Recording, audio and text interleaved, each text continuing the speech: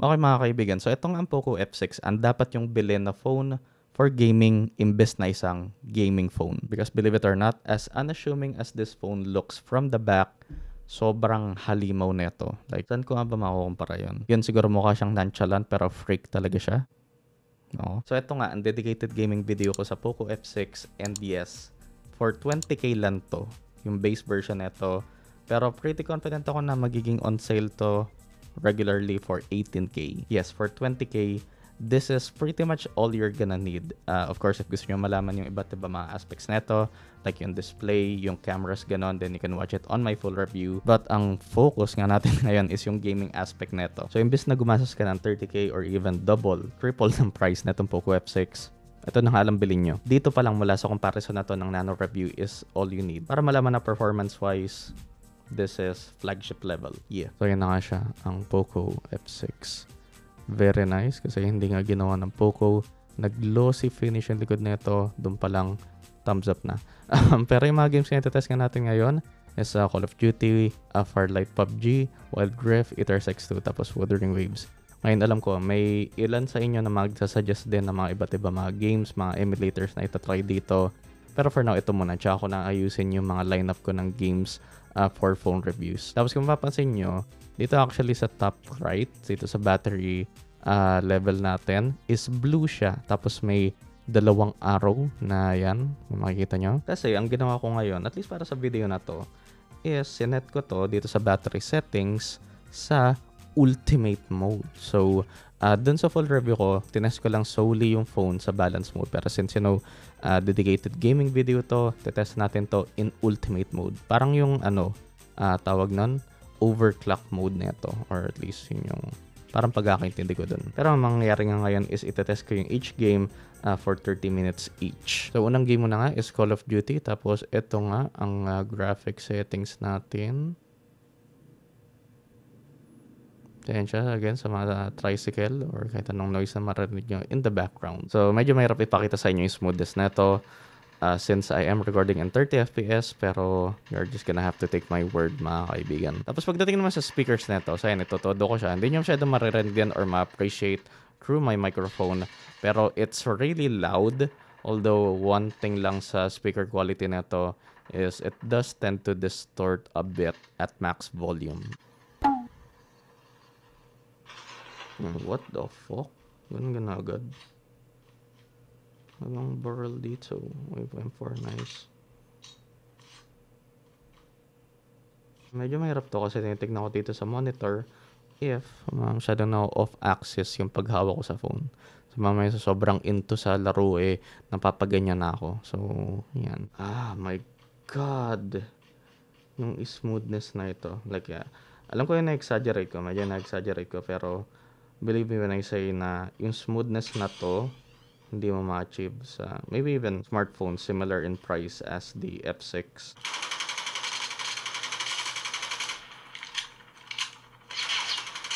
Okay ito naman. And legit, para sa first 4 test na to, ano pa rin pala?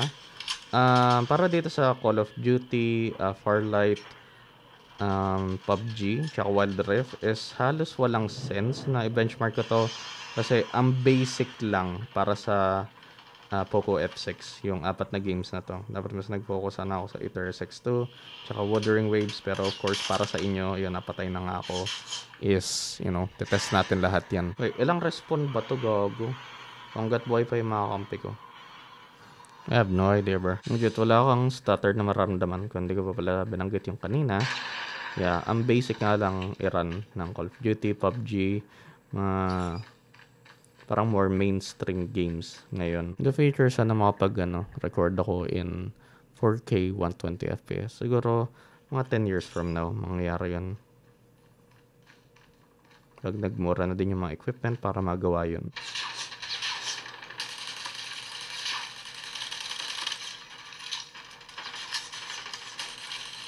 So, about 30 minutes playing Call of Duty. Yan, round 40. Yan, kita nyo naman. Hanggang 40 degrees lang tayo, mga kaibigan. Ganun ka-basic nga lang yung laro na to para sa F6. So, of course, tuloy-tuloy lang tayo. Firelight naman. So, not gonna lie, sa lahat ng mga games na nilaro ko last year, Farlight siguro yung pinagkaumayan ko. So, yun nga yung graphic settings natin. Pretty much, yeah, tinatapat ko sa max frame rate as much as possible. Legit na vibe siya ng Apex na hinalong Fortnite and kung ano pa. So, uy, mamatay kaagad kami. Okay, mamatay kaagad kami mga kaibigan. Ngayon din na laro sa map na to. May baril na siya. Sandali. Ulol. Okay. Ay, epal. Wala na. Tayo na. Dagdag ba sila ng mga bagong items dito? Kasi legit parang hindi familiar sa akin yung karamihan ng mga items na nakikita ko.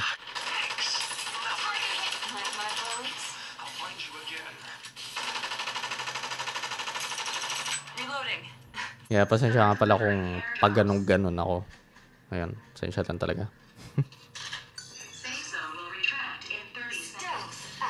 Pangit ngayon pag naka-invis si Phantom, hindi pwedeng naka-gun out ka. Kasi once na ilabas mo barrel mo, yun, nakawala ng envy.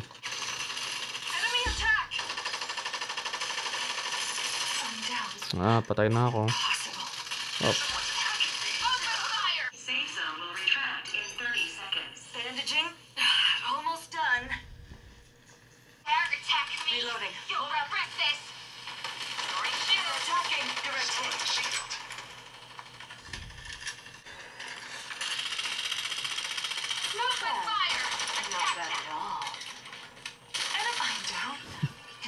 Ano, nagkatawa pala na akong bullets.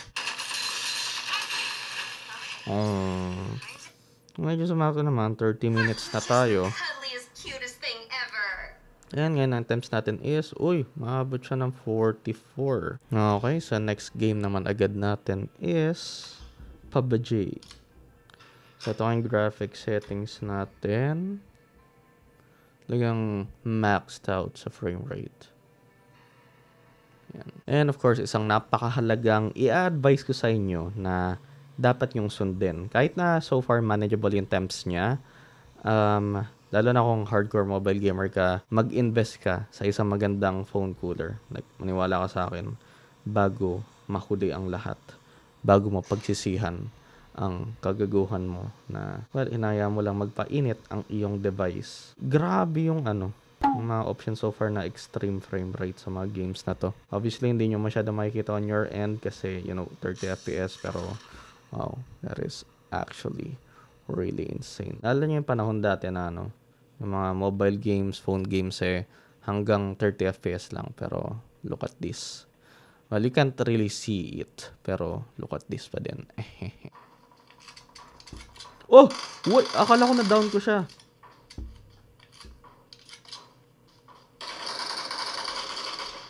Wait. Bisit. Meron. Napatay din ako. Piko. Lapit niya naman masyado. Wait. Gago ka. Saan galing yun? The fuck? Gago ka ba? Medyo papalapit na din tayo sa 30 minutes. Ano nagagawa yun? Seryoso.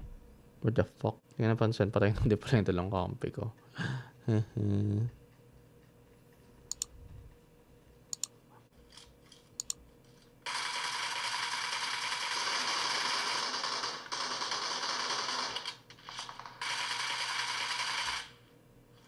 So, halos okay na yun. About 30 minutes na tayo. And so far, at least para dito sa PUBG, yan. Medyo bumaba yung temps natin mula kanina. 43 na ngayon. So, meaning, mas demanding ngayon Fortnite kesa sa PUBG or COD. Wild Rift naman ngayon. So, yung mga test na to is tuloy-tuloy lang. Walang mga breaks in between to, mga kaibigan. Tapos, ito naman yung graphic settings natin dito sa Wild Rift. Ano ba ito yung mga abilities ng Seraphine? Okay, so heal yun yung second.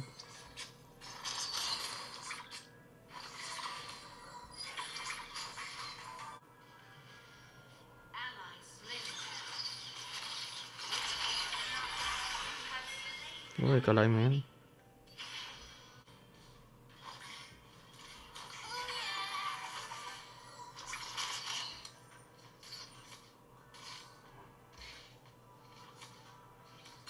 Okay, so update lang. Yun, patalo na kami.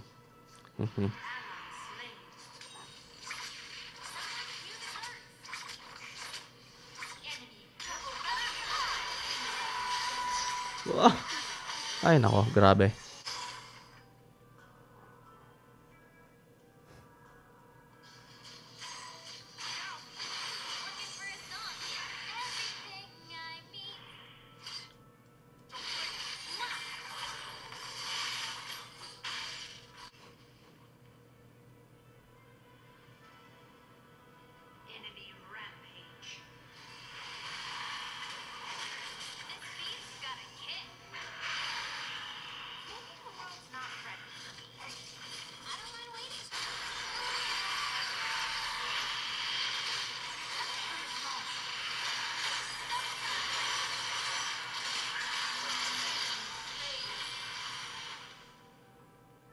Opo, naubos na yung mid. Surrender ng surrender. Ay naman is.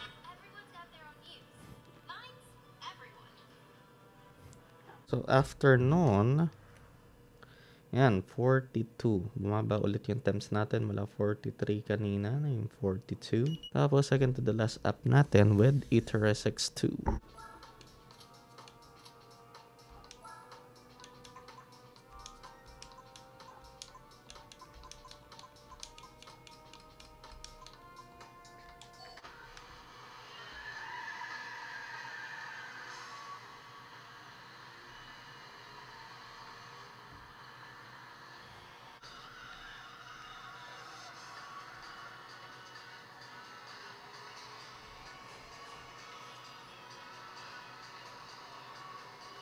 Nga pala nawala sa isip ko, hindi ko na may mention yung performance niya mismo.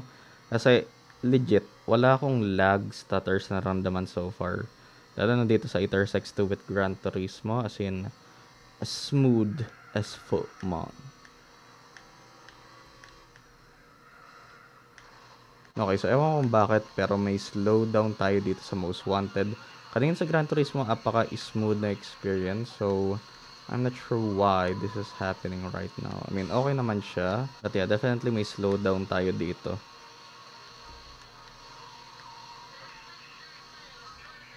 So, I'm not sure what specifically the reason here. Pero para i-confirm man lang natin.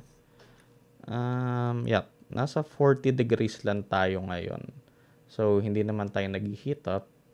So, mukhang ganun nga. Parang compatibility issue lang ata sa Most Wanted for some reason. Okay, so almost at our 30-minute mark na tayo, mga kaibigan. Tinigil ko na sa Most Wanted kasi for some reason nag-experience tayo na slowdown. Pero binalik ko nga sa Gran Turismo and we are as smooth as buo.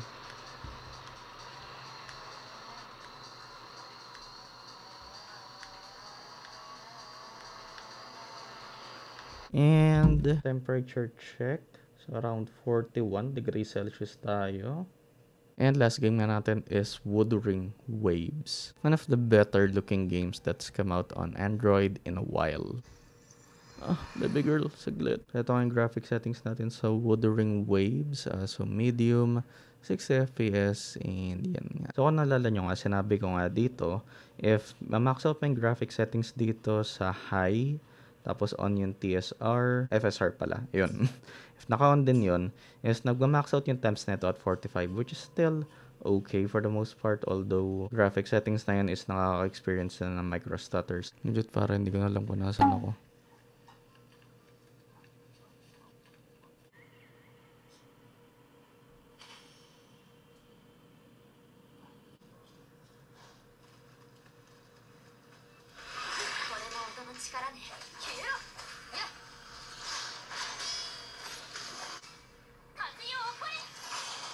Ano ba? Ano ko ba na maayos yun? Wait, ano ba to? What the fuck? Tidal Heritage. Kala ko kalaban yun. Gago. So, for the most part, smooth naman yung experience din dito sa Wuthering Waves. There are still some micro stutters. Pero definitely less kumpara sa if lalaro mo ito in high graphic settings. Feeling ko may kinalaman mainly sa masyado pang bago yung 8S Gen 3. Like, there's still some more optimization na gagawin dito. So, mid 15-minute mark tayo dito sa Wuthering Waves, and temp check lang. Nasa 42, 43 tayo. Nag-max out at 43 ngayon tayo.